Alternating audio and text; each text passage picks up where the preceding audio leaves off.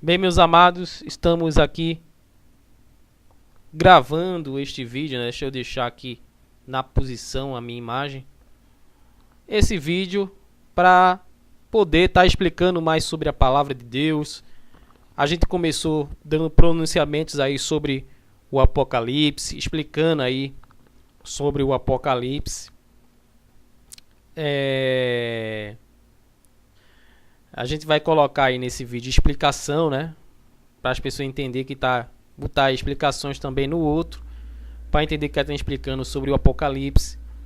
E você que tem interesse de saber mais sobre a palavra, lembrando que esses estudos, esses esclarecimentos sobre a palavra não substituem a sua leitura diária.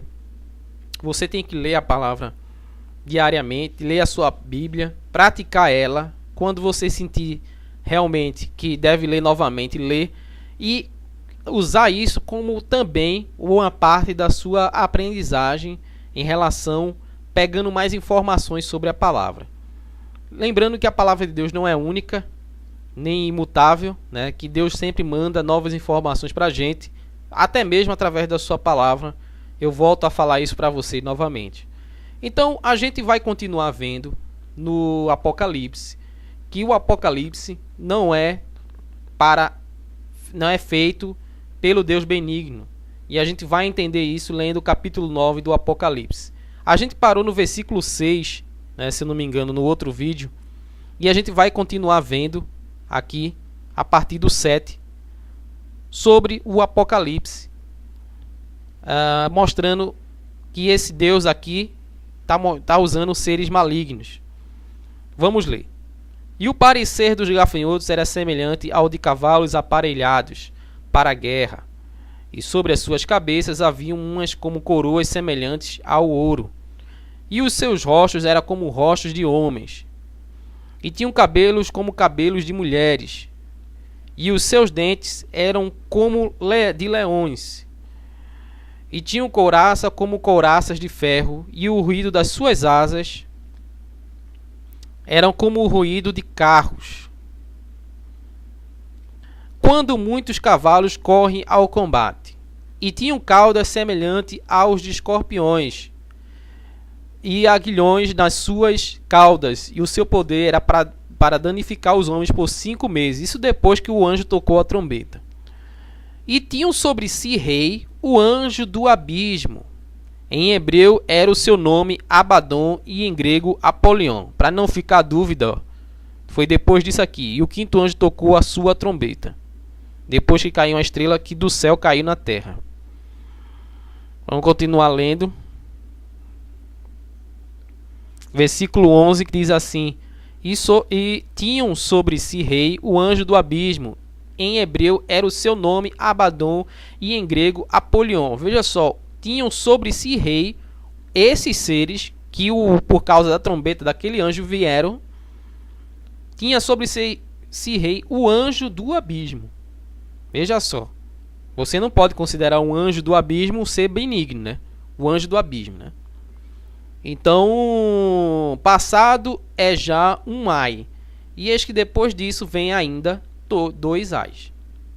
E tocou o sexto anjo a sua trombeta, e ouvi uma voz que vinha das 4 pontas do altar de ouro que estavam diante de Deus, a qual dizia ao sexto anjo que tinha a trombeta: solta os 4 anjos que estão presos junto ao grande rio Eufrates. Versículo 15 vai dizendo assim: E foram soltos os 4 anjos que estavam preparados para a hora, e dia, e mês, e ano, a fim de matarem a terça parte dos homens. E o número dos seus exércitos, dos cavaleiros, era de 200 milhões. E ouvi o número deles. E assim os cavalos nesta visão, e os que sobre eles cavalgavam, tinham couraças de fogo e de jacinto e de enxofre. E as cabeças dos cavalos eram como cabeças de leões. E das suas bocas saía fogo e fumaça e enxofre. por esses três foi morta a terça parte dos homens, isto é, pelo fogo, pela fumaça e pelo enxofre que saía das suas bocas. Desses seres, lembrando que leão, que o diabo, ele é referido na palavra como leão, né? Uma das referências ao diabo, mas não quer dizer que aqui é o diabo. Então vamos continuar lendo. Porque o poder dos cavalos está na sua boca e nas suas caudas.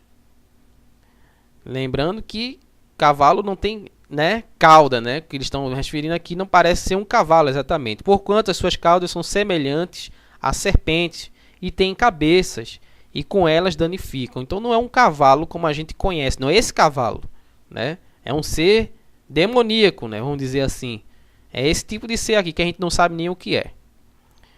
E os outros homens, veja só, a parte mais importante é: e os outros homens que não foram mortos por estas pragas não se arrependeram das obras de suas mãos, para não adorarem os demônios e os ídolos de ouro e de prata e de bronze e de pedra e de madeira, que nem pode ver, nem ouvir, nem andar.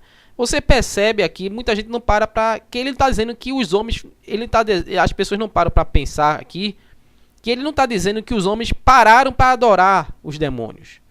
Mas ele está dizendo assim: e os outros homens que não foram mortos por essas pragas não se arrependeram das obras de suas mãos, para não adorarem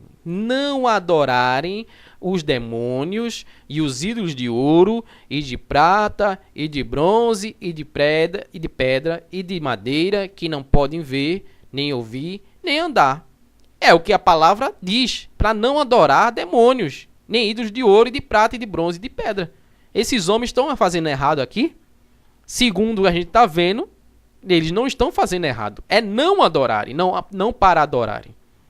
Então, prestar atenção nessa parte aqui, versículo 20. Versículo 21 diz assim: e não se arrependeram dos seus homicídios, nem das suas feitiçarias, nem da sua fornicação, nem dos seus furtos. Aqui a gente vê que logo depois disso, eles acertaram nisso, né? E tem alguém que diz: não se arrependeram dos seus homicídios, nem das suas feitiçarias, nem da sua fornicação, nem dos seus furtos, né? Mas, na de cima, eles estão não adorando a demônios. Então aí está um pouco confusa. Lembrando que o Apocalipse é a revelação de Jesus, né?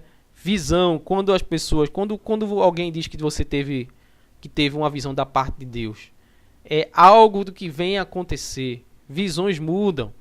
Você já viu aqueles filmes que diz assim: toda vez que vejo o futuro, eu posso então mudá-lo. Será que eu posso então mudá-lo?